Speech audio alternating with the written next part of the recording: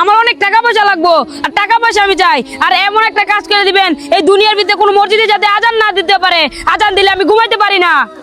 ভাই আমরা মুসলমান, এই কথা তুই কি কস? আল্লাহ তো বেজার হবে।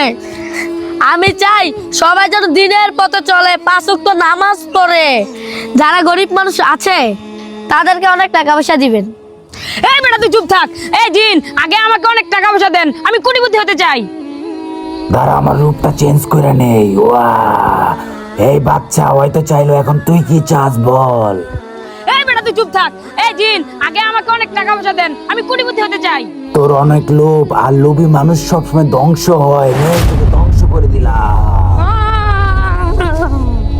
ভয় পেও না বন্ধু, তোমাকে মারবো না। আজকে তোমার জন্য আমি পরিপূর্ণভাবে মুক্তি হয়ে গেলাম। তুমি ভয় পেও না বন্ধু, একজন দরবেশ বাবার অভিশাপে আমি এরকম হয়ে গিয়েছিলাম।